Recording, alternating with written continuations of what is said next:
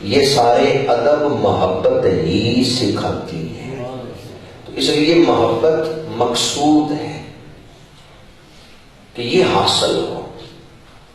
اور جب حضور نے فرمایا اپنے والدین، اولاد اور تمام چیزوں سے بڑھ کر میرے ساتھ محبت نہ کرو، حتیٰ کہ ایک حدیث میں ہے جب تک اپنی جان سے بڑھ کے میرے ساتھ محبت نہ کرو اس وقت تک ایمان کامل والے نہیں ہو سکتے۔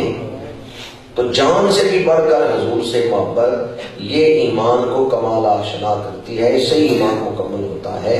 یہ کیوں فرمایا؟ ایک تو اس کا مقام شارحین نے یہ بیان کیا ہے کہ حضور فرما رہے ہیں میرے ہوتے ہوئے مجھے چھوڑ کر مجھ سے بڑھ کر کسی اور سے پیار کرو تو تم نے اپنے رسول کو پہچانا ہی ہے۔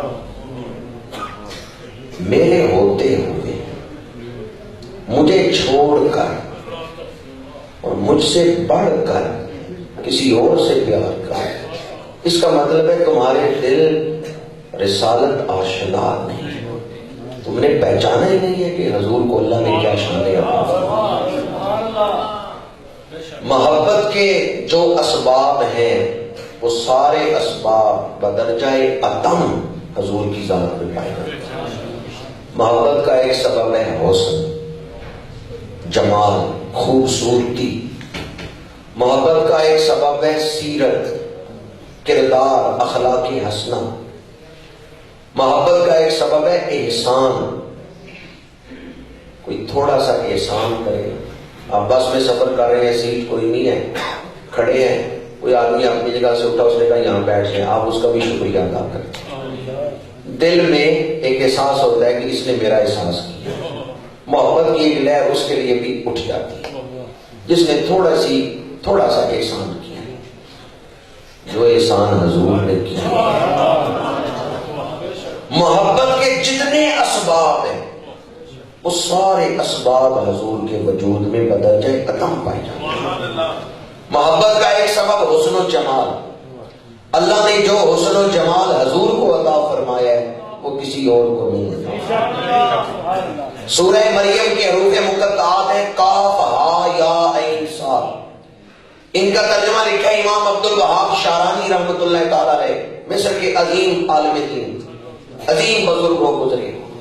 آپ فرماتے ہیں حروف مقطعات میں ہر حرف میں ایک لفظ موجود ہے۔ جب اللہ حضور کے ظاہری وجود کو بنا رہا تھا، وہ جسم پاک جو 12 ربیع الاول کی صبح حضرت بی بی آمنہ کی گود میں آیا ہے، جب اللہ حضور کے وجود مبارک کو بنا رہا تھا تو فرما رہا تھا کاف ہا یا عین صاد کن ہا یا عبد اللہ صورتیں یتجملوا بجمال اللہ۔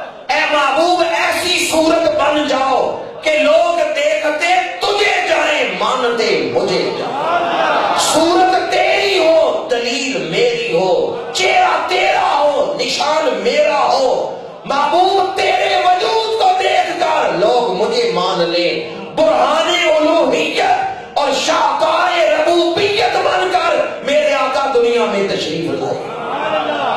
خدا نے اپنے آپ کو نہیں دکھایا، اپنے آپ کو چھپایا ہے اور پھر اپنے آپ کو منوایا ہے۔ تو کس کو دکھا کے اپنے آپ کو منوایا ہے؟ کس کو دکھا کے اپنے آپ کو منوایا ہے؟ برہان الوہیت وجود مصطفیٰ۔